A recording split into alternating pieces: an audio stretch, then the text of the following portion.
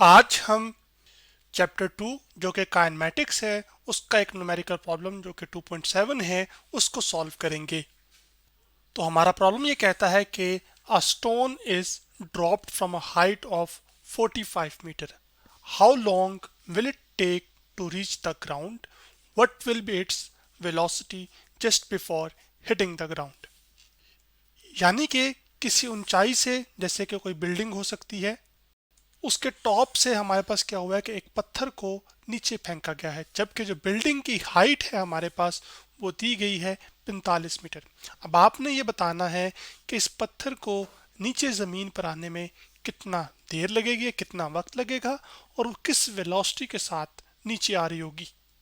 और अगर हम इस सवाल के लिहाज से देखें तो आपके पास वो ये है कि आपके पास सिर्फ गिरने से पहले उसकी वेलोसिटी क्या होगी।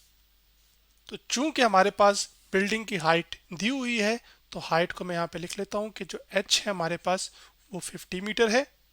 हमने ये मालूम करना है कि इस बॉल को या स्टोन को के गिरने में कितना वक्त लगेगा, जिसको मैं यहाँ पे क्वेश्चन मार्क डाल रहा हूँ। और उसके साथ साथ ज़मीन को टच होने से पहले इस पत्थर की वेलोसिटी क्या होगी, जिसको हम कह लेते हैं कि वो क्या है हमारे पास फाइनल वेलोसिटी, जो कि हमने फाइंड करनी है। जबकि शुरू में टॉप पर जब ये पत्थर मौजूद था तो इसकी जो इनिशियल वेलोसिटी है वो कितनी है, वो हमारे पास वो जीरो है। जब आपने इसको फेंका नहीं था वो रुका हुआ था। अब जब आप इस पत्थर को छोड़ देते हैं तो इसकी जो मोशन है वो हमारे पास बन जाती है एक फ्री फॉल मोशन, यानी कि एक ऐसी मोशन जिसमें उस मोशन के दौरान उसके ऊपर जो फोर्स लग रही है वो सिर्फ और सिर्फ ग्रेविटेशनल फोर्स है। और वो कौन लगा रहा है? वो असल में जो ज़मीन है वो स्टोन के ऊपर लगा रही है।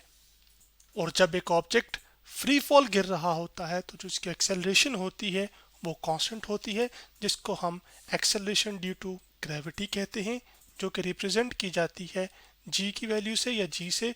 और उसकी वैल्यू है हमारे पास, यहाँ पर हम अपनी आसानी के लिए लेंगे 10 मीटर पर सेकंड, जो कि असल में 9.8 मीटर पर सेकंड स्क्वायर का राउंड ऑफ है।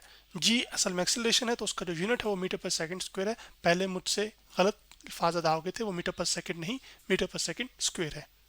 तो जी आप 10 लेके भी सॉल्व कर सकते हैं या फिर आप 9.8 मीटर पर सेकंड स्क्वायर लेकर भी सॉल्व कर सकते हैं। तो अभी हम अपनी कैलकुलेशंस में डेसिमल नहीं चाहते, इस वजह से हम क्या कोशिश करेंगे कि हम 10 की वैल्यू को लेकर चलेंगे।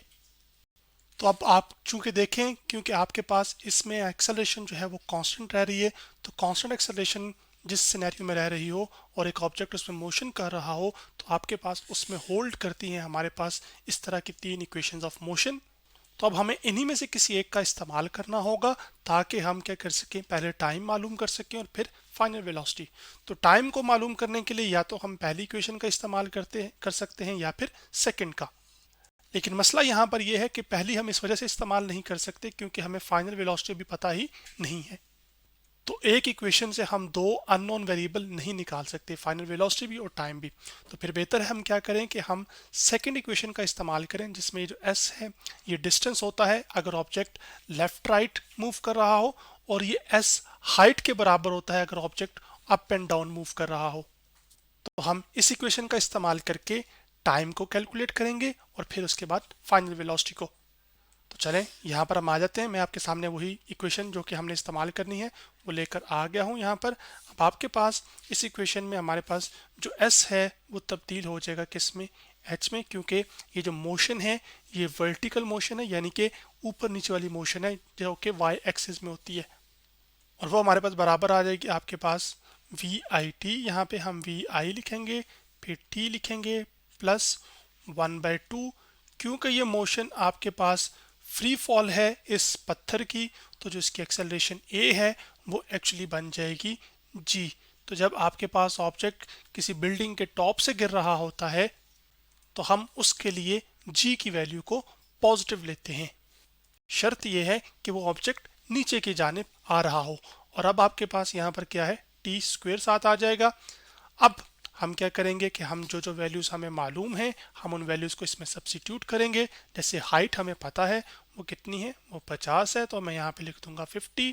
उसके बाद इनिशियल वेलोसिटी चूंकि हमारे पास क्या है वो ज़ीरो है, और ज़ीरो और टाइम हमें नहीं पता तो मैं इसकी जगह टी लिख दूंगा, लेकिन 0 मल्टीप्लाई बाय एनीथिंग आपके पास क्या आ जाता है, वो तो 0 ही होता है। तो मैं यहाँ पे लिखूंगा 1/2 अब। उसके बाद आपके लिए लिख देंगे जी की वैल्यू जो कि यहाँ पर 10 दी गई है और टाइम टी का स्क्वायर आ जाएगा। इसके बाद अब हम आगे बढ़ेंगे और सिंप्लीफाई करेंगे चीज़ों को थोड़ा सा। तो अब आपके पास ये 50 इक्वल टू रह जाएगा हाफ जी टी का स्क्वायर, जो कि मैं यहाँ पे लिख रहा हूँ हाफ। जी की जगह हमने 10 पुट किया हुआ है, तो चलें इसको मैं यहाँ पे ब्रैकेट भी डाल देता हूँ। अब आपके पास ये 10 रह जाएगा यहाँ पर और साथ आ जाएगा हमारे पास टी का स्क्वायर।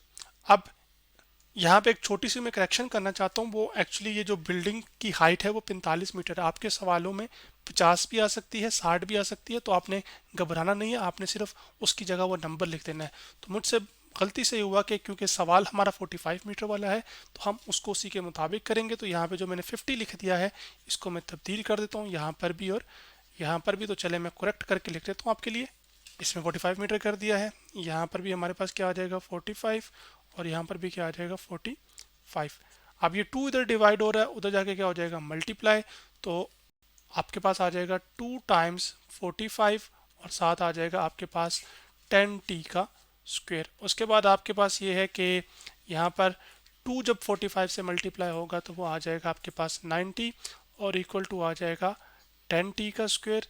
इसके बाद जो अगला स्टेप है हमारे पास वो ये होगा कि ये जो 10 इधर मल्टीप्लाई हो रहा है उधर जाकर डिवाइड हो जाएगा, तो टी स्क्वायर अकेला हो जाएगा यानी कि लादा हो जाएगा। तो राइट हैंड साइड को मैं पहले लिख सकता हूँ क्योंकि left hand side right hand side के इक्वल है। तो टी स्क्वायर हमारे पास आ जाएगा 90 ओवर 10, तो वो आपके पास आ जाएगा 10 1 ज़ा 10 और 10 9 ज़ा 90। तो टी स्क्वायर की वैल्यू हमारे पास आ गई 9, क्योंकि हमने तो मालूम करना है टाइम, तो यहाँ पर तो हमारे पास स्क्वायर की वैल्यू निकल कर आई है। तो स्क्वायर को ख़त्म करने के लिए हम दोनों जानिब क्या ले लेंगे, लेफ्ट हैंड और राइट हैंड साइड पे स्क्वायर रूट। तो हमारे पास आ जाएगा टी का स्क्वायर इक्वल टू यहाँ पर और ऊपर स्क्वायर रूट, इसी तरह 9 का भी स्क्वायर रूट आ जाएगा। तो अब आपके पास ये जो स्क्वायर है ये स्क्वायर रूट से कैंसिल आउट हो जाएगा, जबकि जो टाइम का आप स्क्वायर रूट लेंगे तो वो आपके पास, सॉरी यहाँ पे 9 का तो वो कैलकुलेटर पे मैं करके दिखा भी देता हूँ आपको, मैं यहाँ से क्लियर करता हूँ। तो यहाँ पर कैलकुलेटर के ऊपर जो कि मैं एक कंप्यूटर में मौजूद होता है उसका इस्तेमाल कर रहा हूँ, तो 9 लिखेंगे, यहाँ पर आपके पास स्क्वायर रूट का सिंबल है, तो इसका आंसर कितना आ गया 3। तो जब स्क्वायर रूट लिया जाता है तो आपके पास इसके साथ साथ यहाँ पर एक प्लस माइनस भी लिखा जाता है, क्योंकि आपके पास ना जब हाईएस्ट पावर एक इक्वेशन की 2 हो तो उसके सोल्यूशन भी कितने आने चाहिए, तो वो 2 आने चाहिए। तो आपके पास यहाँ पर इसके जो सोल्यूशन अभी टी का टाइम का सोल्यूशन आएगा वो हमारे पास आएगा प्लस और -3, लेकिन चूंकि टाइम नेगेटिव नहीं होता इस वजह से हम सिर्फ और सिर्फ पॉजिटिव टाइम वाला आंसर ही कंसिडर करेंगे। तो जो टाइम हमारे पास आपकी वैल्यू आएगी वो एक्चुअली आएगी 3 सेकेंड्स। अब चूंकि हमें टाइम पता चल चुका है तो अब टाइम के बाद हम क्या कर सकते हैं कि हमने मालूम करनी थी कि किस वेलोसिटी से वो हिट करेगा, यानी कि हमने हिट करने से पहले वाली जो वेलोसिटी है ना just before hitting the ground वाली वो निकालनी है। तो वो अब हम निकालेंगे फर्स्ट इक्वेशन ऑफ मोशन से, जो कि मैंने आपको पहले दिखाई भी थी, और वो किस फॉर्म की थी, V F is equal to V I plus A T. यहाँ पर अब आपके पास ए की जगह असल में हमारे पास क्या आ जाएगा एक्सेलरेशन, जो कि कांस्टेंट एक्सेलरेशन जी है, क्योंकि हमारा ऑब्जेक्ट फॉल कर रहा है तो एक्सेलरेशन ए रिप्लेस हो जाती है जी से। अब इनिशियल वेलोसिटी चूंकि हमारे पास कितनी है वो 0 है, तो मैं यहाँ पे 0 पुट कर दूंगा और फिर प्लस जी की वैल्यू क्योंकि हमने 10 दी थी तो वो 10 आ जाएगी, और टी की वैल्यू हमने कितनी हमारे पास निकल कर आई थी 3। तो आपके पास जो फाइनल वेलोसिटी ग्राउंड को हिट करने से पहले उसकी होगी वी एफ, वो हमारे पास निकल कर आ चुकी है 0 प्लस आपके पास 3 को जब आप 10 से मल्टीप्लाई करते हैं तो वो आएगा 30। तो 30 मीटर पर सेकेंड, यानी कि ज़मीन को हिट करने से पहले इस पत्थर की वेलोसिटी 30 मीटर पर सेकेंड होगी अगर वो 45 मीटर की हाइट से गिरे। तो आज हमने एक प्रॉब्लम जो कि चैप्टर 2 का था वो प्रॉब्लम नंबर 2.7 उसको सॉल्व किया।